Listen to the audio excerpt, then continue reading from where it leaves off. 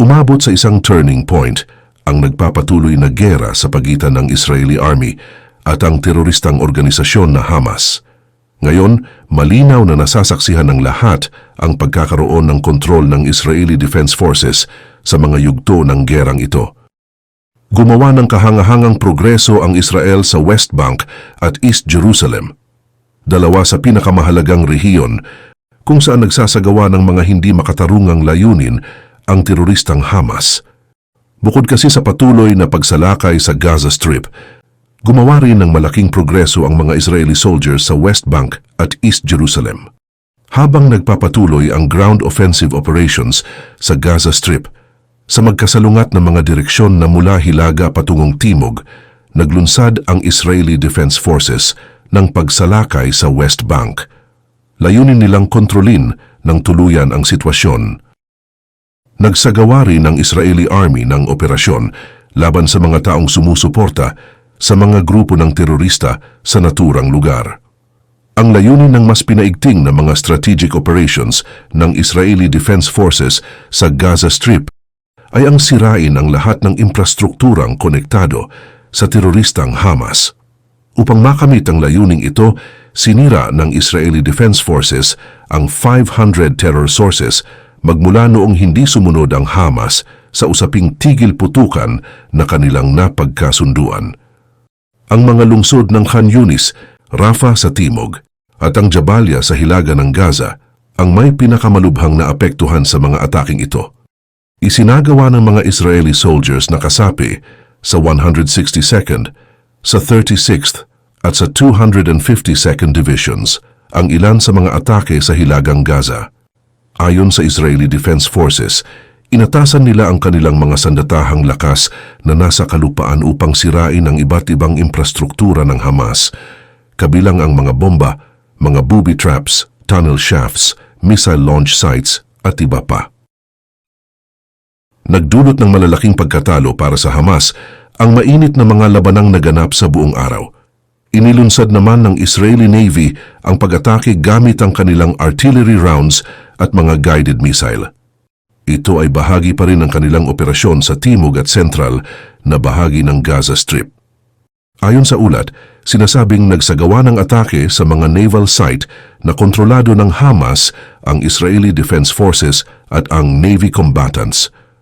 Ngayong napapaligiran na nila ang parehong mga bahagi at napaatras na patungo sa gitna ng Gaza, ang mga naturang pro-Iranian na mga terorista, nagsimula na ang Israeli Defense Forces na gamitin ang mga puwang sa strip. Ayon pa sa Israeli Navy, sinubukan nilang salakayin ang baybayin ng isang lugar sa kanluran ng Gaza ngayong araw. Mas pinaigting na rin ng Israeli Navy ang pagiging strikto sa rehiyon, kung saan pinagtuunan nila ng pansin ang katimugang hangganan ng strip, kasama na rin ang mga tunnel at mga underground passages na ginagamit ng Hamas. Sa magkakaparehong oras, ang Southern Gaza Strip ay naging pangunahing prioridad ng Israeli Defense Forces Air Force kamakailan lamang. Sa mga nakaraang araw, ang mga teroristang may kaugnayan sa Hamas ay gumagawa ng paraan para makalapit sa baybayin ng Gaza dahil nasa ilalim sila ng matinding tensyon mula sa magkabilang panig sa rehiyon. Nagamit naman ng maayos ng Israeli Defense Forces ang ganoong pagkakataon, lalo na ang IDF naval troops. Nagsagawa ng mga raid ang Israeli Defense Forces kasama ang naval commandos matapos ang matagumpay na pagsalakay ng Israeli Navy sa baybayin ng Southern Gaza. Naglalayo ng mga operasyong ito na kunin ang kontrol sa mga underground tunnel network ng teroristang organisasyon. Sa katunayan, bago sila nagsagawa ng kanilang malawakang kampanya noong simula ng krisis, hindi pa kailanman nagpalawak ng puwersa ang Israeli Defense Forces sa mga baybayin sa loob ng Gaza Strip. Hanggang sa ngayon, ito pa rin ang pinakamalupit na hakbang na ginawa upang subukang ihinto ang suporta ng Iran sa Hamas. Isa rin kasi ang bansang Iran sa mga sumusuporta sa nabanggit na grupo ng terorista. Nagawang masukol ng Israeli Defense Forces sa ganitong taktika ang Hamas. Dagdag dito, mahigit 800 tunnel shafts sa Gaza ang nahanap at nasira ng kanilang puwersa, hindi inaasahan ng Hamas ang hakbang na ito. Sa pag-aakala nilang babawasan ng Israeli Defense Forces ang mga pag-atake nito sa mga underground installations, bumagal ang pag-atake ng teroristang grupo. Subalit, ninakaw ng mga Navy commandos ng Israeli Defense Forces ang pag-asa ng mga terorista sa pamamagitan ng pagsasagawa ng isa pang raid sa mga subterranean tunnel networks ng Hamas sa baybayin na bahagi ng Southern Gaza. Naglakbay mula sa baybayin patungo sa dalampasigan ang mga barkong pandigma at patrol boat na kumikilos ng hindi inaasahan. Sa pamamagitan ng isang komprehensibong raid, ang operasyong ito ay nagdulot ng hindi inaasahang labanan sa pagitan ng Israeli Defense Forces at ng mga teroristang grupo na pro-Iranian. Winasak ng mga Israeli Defense Force Marine Commando ang maraming underground tunnels na itinayo ng teroristang organisasyon sa timog ng Gaza. Dahil sa nangyari, ang mga nasirang tunnel ay agad na binaha. Bago pa man magsimula ang conflict, naging harang na ang bangin sa mga mahahalagang access points, kung saan ito ay naging mga daanang ginamit ng Hamas para sa operasyon nila kagaya ng smuggling kasama ang Iran. Sa simula ng digmaan, pinaniniwalaan na ginagamit ng Hamas ang mga tagong underground networks na ito para makakuha ng mas maraming armas. Ang mga armas na ito ay ipinadala ng gobyerno ng Iran para sa Hamas. Natagpuan naman at winasak ng Israeli Defense Forces Navy SEALs ang entry at exit point ng mga underground tunnel ng teroristang Hamas. Bilang resulta ng hakbang na ito, nasa posisyon na ngayon at nakahanda na ang Israeli Army para sa pagsasagawa ng komprehensibong ground invasion sa timog na bahagi ng Gaza. Ang isa sa pinakabagong tagumpay ng Israeli Defense Forces ay nagresulta sa pagkakabulilyaso ng pagtatangka ng Iran para mabigyan ng suportang lohistika ang mga kasangga nilang terorista. Dagdag dito, nagkakaroon na ng mga operasyon ang grupo ng Israeli Defense Forces Naval Commando sa rehiyon. Napagtanto kasi nila na patungo ang mga underwater tunnels ng submarine sa mga pangunahing headquarters ng Hamas na matatagpuan sa timog na bahagi ng Gaza. Kung maging epektibo ang sikretong misyon ng Israeli Navy Commandos, inaasahan na mailalantad ang mga pinaghihinalaang liderato ng Hamas sa bahaging iyon ng Gaza. Matatandaan na sinasabing inilipat ng Hamas ang kanilang liderato sa timog na bahagi ng enclave matapos ang isang ground offensive ng Israeli Army sa hilagang Gaza at gitna ng Strip. Malaki ang tsansa na ang mga bihag ay naroroon lamang palagi sa lugar sa halos lahat ng pagkakataon, pati sa paglipat ng headquarters ng teroristang Hamas. Matagumpay na natapos ng Navy Commandos ng Israel ang operasyong ito na nagbigay daan sa Israeli Defense Forces na wasakin ang mga tunnel patungo sa underwater tunnel ng Hamas. Bukod dito, nakamit nila ang malaking tagumpay sa pagtuklas ng mga teroristang grupo sa kanilang mga leader at ang mga bihag na kanilang hawak. Kung pagbabatayan lamang at susundan lang ang mga nakalap na impormasyon, malamang ang susunod na hakbang ng Israeli Defense Forces ay ang tuluyang paglipol sa Hamas sa timog na bahagi ng Gaza. Inabisuhan na nga ng Israel ang lahat ng kanilang military machinery para sa inaasahang pag-atake dahil sa pag-alis ng mga taga roon, bumaba ang bilang ng mga nakatira roon kung ihahambing sa orihinal na populasyon ng bayan.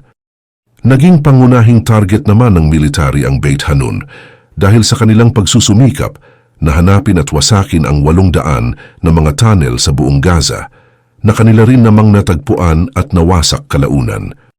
Bago ang araw na iyon, idineklara ng Israeli Defense Forces na sila ang may pananagutan sa pag-atake sa higit sa 450 lokasyon sa Gaza Strip.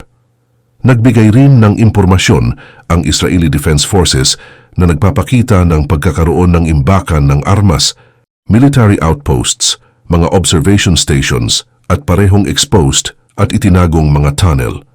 Ayon sa mga tropa mula sa 7th Armored Brigade, inutos ng Israeli Air Force ang paggamit ng ilang drones upang salakayin ang mga teroristang Hamas sa Khan Yunis.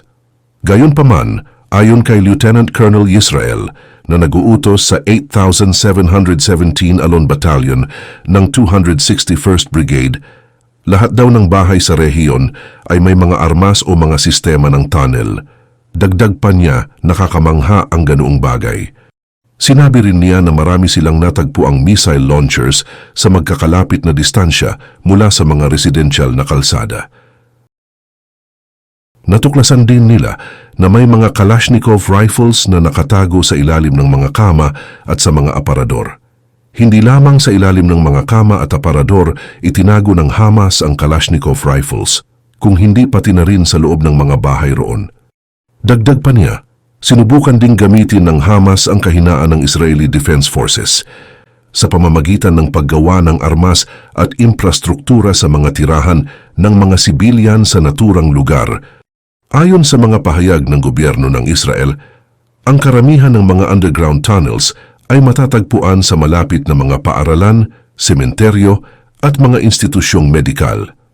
Dahil nabatid ng teroristang Hamas ang importansya ng mga lugar na iyon para sa Israeli Defense Forces, iniisip ng kalaban na hindi sila aatakihin doon. Nagbigay rin ng pahayag si Lieutenant Colonel Amit na nakabase sa military base ng Tseelim na malapit sa Gaza kung saan matatagpuan din ang 252nd Reserve Division. Ayon sa kaniya, tinarget sa pagsabog ang halos 100 na balon at ilang dosenang mga tunnel sa bayan ng Beit Hanun sa hilagang bahagi ng Gaza Strip, isang rehiyong umaabot ng 41 kilometers sa baybayin ng Mediterranean na nasa ilalim naman ng kontrol ng Hamas. Sa ngayon daw mayroong higit sa 50,000 katao ang nananatili sa Beit Hanun. Ayon sa regulasyon ng hukbong sandatahan, ang Lieutenant Colonel ang nangunguna sa pagmamatyag sa pagwasak ng mga bagay na ito, gayunpaman nagpasya siyang itago ang kaniyang apelyedo. Noong October 7, isinagawa ng Hamas ang isang hindi inaasahang atake laban sa Israel na nagsimula ng patuloy na counter-offensive na nagresulta sa pagkamatay ng halos 1,200 katao. Ang Beit Hanun ay isa sa mga lugar kung saan nangyari ang atake. Idineklara ng Estados Unidos at European Union sa magkahiwalay na pagsusuri na ang Hamas ay kabilang sa mga teroristang grupo. Ayon sa pamahalaan ng Israel, layunin nilang wasakin ang infrastruktura ng Hamas upang pigilan ang teroristang grupo na magsagawa ng atake na katulad ng nangyari noong October 7, kung saan nagresulta ito sa pagbagsak ng mga tunnel ng naturang mga terorista. Karaniwang matatagpuan ang mga tunnel na ito sa mga matataong lugar. Ginagamit ng Hamas ang mga ito hindi lamang para itago ang kanilang mga armas, kung hindi para rin mapadali ang pagbiyahe ng mga terorista sa iba't ibang lugar. Sinabi ito ni Amit habang ipinapakita ang isang mapa na siyang sumusuporta sa kaniyang pahayag. Nagpapalala pa sa sitwasyon ang pagkakaroon ng mga booby trap, kaya kinakailangan pang gumamit ng malalaking makinaryang pangmina tulad ng bulldozer. Hindi lang kasi sila mapanganib kung hindi may mga pampasabog pang nakalakip doon. Ang minimum na bilang ng mga shaft na hindi bababa sa 30 metro ay maihahambing sa isang istrukturang may taas na 10 palapag. Isang masusing proseso ang pagsira ng mga bagay na ito dahil nangangailangan ito ng malaking bilang ng pampasabog para wasakin ang mga konkretong pader at blast-proof doors. Ang mga tunnel na itinatayo ng Hamas mula pa noong 2008 ay tatagal ng maraming buwan bago matapos at kailangan ng Israeli Defense Forces na maglaan ng maraming oras at enerhiya para dito. Sa kabuuang panahon ng pakikipaglabang ito, kaunti lamang ang mga impormasyong lumitaw na nagpapakita na may plano ang Israel para sa Gaza kapag natapos na ang gera. Naging sanhi kasi ng pangamba para sa maraming pangunahing kaalyado, lalo na ang mga pamahalaan ng Estados Unidos at mga kilalang pamahalaang Arabo, ang kakulangan ng pangmatagalang plano ng Israel para sa nabanggit na lugar. Noong idinaraos ang pagpupulong kasama si Israeli Prime Minister Benjamin Netanyahu, ilan sa mga bagong pinalaya na bihag ang nagbahagi ng ilang mga pinakakahindik-hindik na detalye ng kanilang pagkakabilanggo sa kuta ng Hamas. Sa buong pagpupulong, hindi sila nag-atubiling ipahayag ang kanilang magkaibang opinyon. ukol sa pinakamainam na paraan ng pagsusulong ng laban. Matapos magkaproblema sa kasunduang ceasefire noong Biyernes, humiling ng update mula sa mga otoridad ang pamilya ng 138 na bihag na patuloy na nakakulong ukol sa kinaroroonan ng kanilang mga mahal sa buhay. Ang aktual na araw ng pagpupulong sa War Council ng pamahalaang Israeli ay noong Tuesday. Sa buong pag-uusap, ilan sa mga dating bihag ang nagsalaysay tungkol sa nakakagimbal na kalagayan na kanilang naranasan sa pagkabihag. Ayon kay Sharon Cunyo, minaltrato ng Hamas ang mga matatanda at ipiniit sila sa mga lugar na nasira na ng mga bomba ng Israel. Sa likod ng mga aligasyon ng intelihensya, pinatunayan ng parehong Israeli media at pamilya na kami ay binumba. Sinabi rin ni Cunyo na kahit na pinalaya siya at ang kanyang kambal na 3 taong gulang, nanatili naman doon ang kanyang asawa na umalis sa Gaza 3 araw bago sila pinalaya. Kapag tinanong ako ng aking mga anak kung nasaan ang kanilang ama, kinailangan kong sabihin sa kanila na walang balak ang mga taong nagbabantay sa kaniya na pakawalan siya.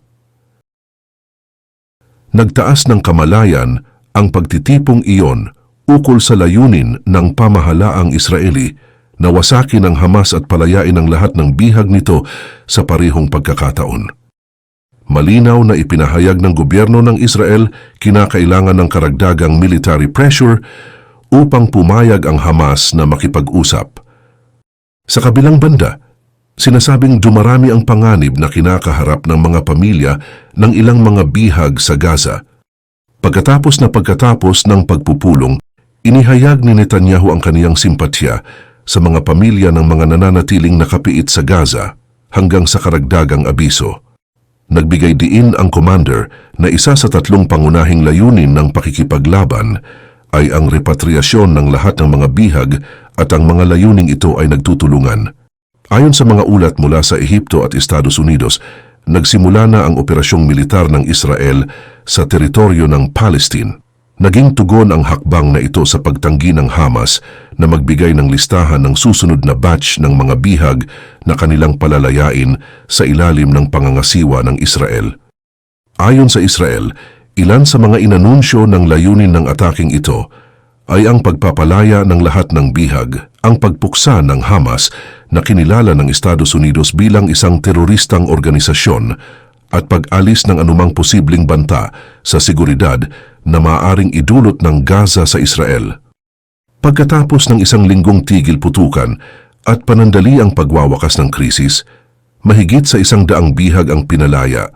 Karamihan sa kanila ay mga babae at bata. Ang pagpapalaya sa mga bihag ay nangyari sa loob ng 1 linggong tigil putukan at paghinto ng mga giyera. Ayon sa kasunduan nila, pinalaya ng Israel ang 3 bihag na Palestinian, ang lahat ay mga babae o bata. Pinalaya naman ng Israel ang 3 bihag na Palestinian kapalit ng lahat ng mga nabihag na Israeli. Sinusuportahan ng mas maraming mga bihag na bumalik na sa Israel ang binabalak nilang pagpapalaya sa mga natitirang mga bihag.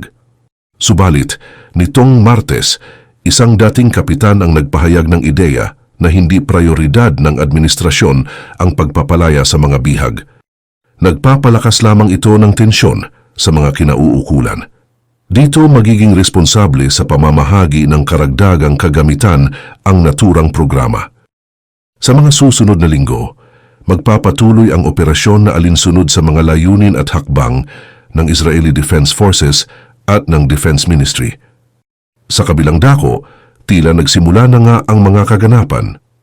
Kasabay ng pag-aanunsyo, isang pelikula ang nakatakdang ipapalabas kung saan magkakaroon ng maraming grupo ang bibili ng iba't ibang kagamitan, kasuotan at armas. Mula nang mag-umpisa ang kaguluhan, naging mabilis ang pagkilos ng Ministry of Defense para bumili ng kagamitan at mas pinaigting nila ang training para sa mga reservists. Ang parehong mga aktibidad na ito ay mas lalo pang itataguyod sa kadahilan ng mahalagang aspeto ito sa pagpapabalik ng seguridad. Magbibigay ng mas maraming pagkakataon para sa pagsasanay ang naturang programa sa hinaharap.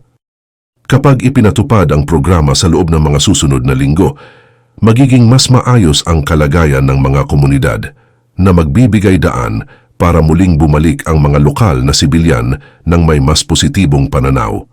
Kapag matatapos na ang proyektong ito, mamamahagi rin sila ng armas para sa nakararami at sa mas malawak pang mga lugar. Bukod dito, magkakaroon ng mas maraming tauhan ang Israeli Defense Forces na nakatalaga sa bawat border zone at magkakaroon ng mas matinding pagsasanay ang mga sundalo. Upang maisakatuparan ang layuning ito, gagawa ng espesyal na plano ng pagsasanay ang Israeli Defense Forces na sumasaklaw sa mga pangangailangan ng kasalukuyang sitwasyon ng ating mundong ginagalawan. Upang maisakatuparan ang layuning ito, gagawa ng espesyal na plano ng pagsasanay ang Israeli Defense Forces na sumasaklaw sa mga pangangailangan ng kasalukuyang sitwasyon ng ating mundong ginagalawan. Inihayag ni Israel's Minister of Defense Yoav Gallant na ang mga nakatira sa mga kalapit na nayon sa hilagang teritoryo ng Gaza ay maaaring payagan na bumalik sa kanilang tahanan sa simula ng susunod na taon. Gayunpaman, hindi kasama sa hakbang na ito ang mga nayon na matatagpuan sa tabi ng hangganan ng Gaza Strip. Ito ang siyang naging kinahihinatnan ng patuloy na pagbibigay ng armas ng Israeli Defense Forces sa mga organisasyong sibilyan.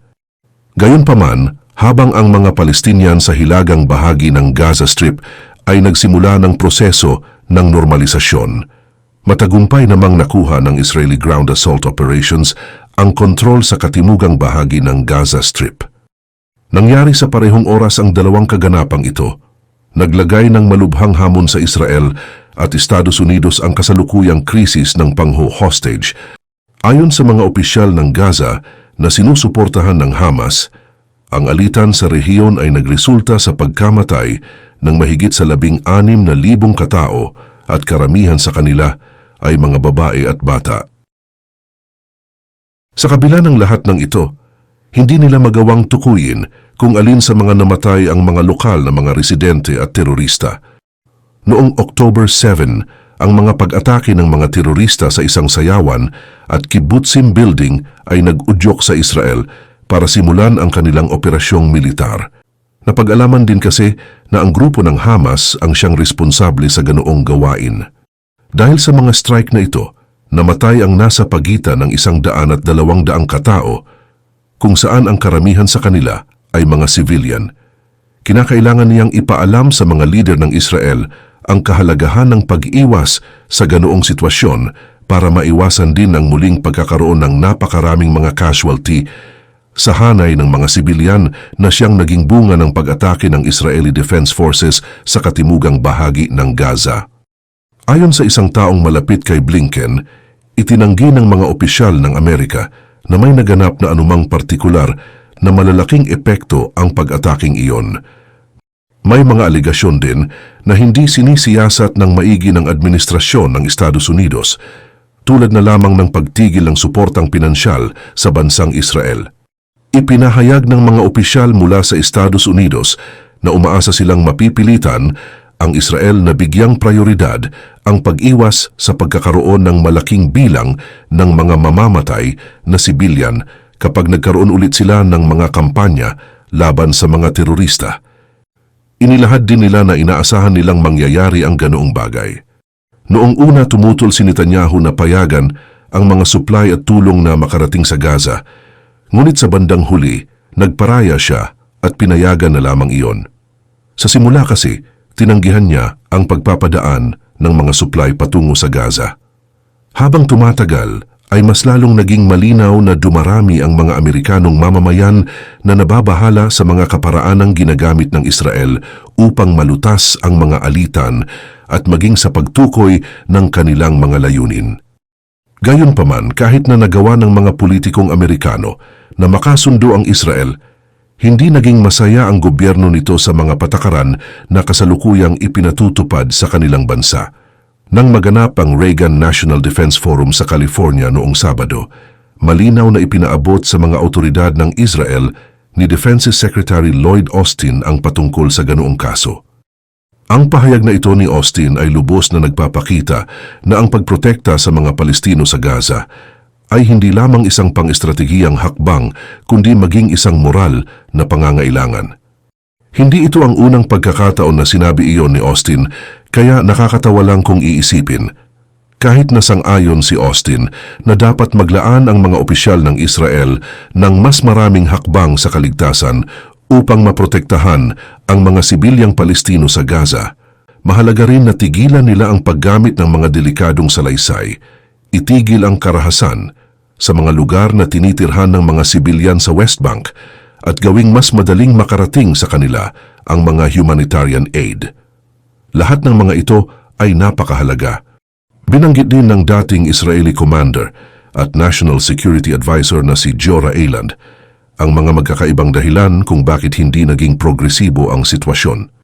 Kasama na roon ang pagkontra sa sanay inaasahang pag-evacuate sa napakaraming tao at maging ang mga paghingi ng tulong na mula sa Estados Unidos. Dahil sa kanilang tungkulin na suportahan ang mga tao sa Gaza, pinipilit silang makipaglaban na parang nakatali ang kanilang kamay.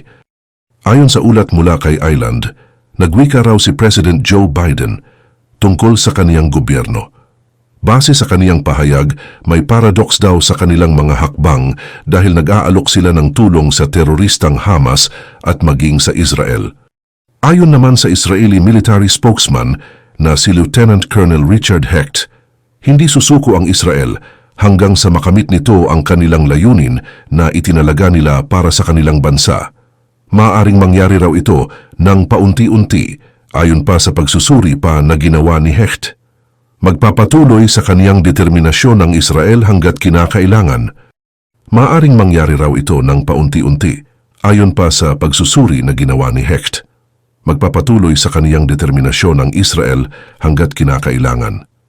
Dahil sa suporta ng Iran sa hukbong Houthi na namumuno sa hilagang bahagi ng Yemen, mas umigting pa ang tensyon sa Israel at Estados Unidos. Hindi lamang ang mga komunistang rehiyon ang naaapektuhan ng karahasang ito. Kahit na nakakayang pigilan ng Israel at Estados Unidos ang karamihan sa mga airborne threat, nagawa pa rin ng Houthi ang umatake gamit ang ballistic missiles at drones patungo sa Israel sa loob lamang ng ilang linggo.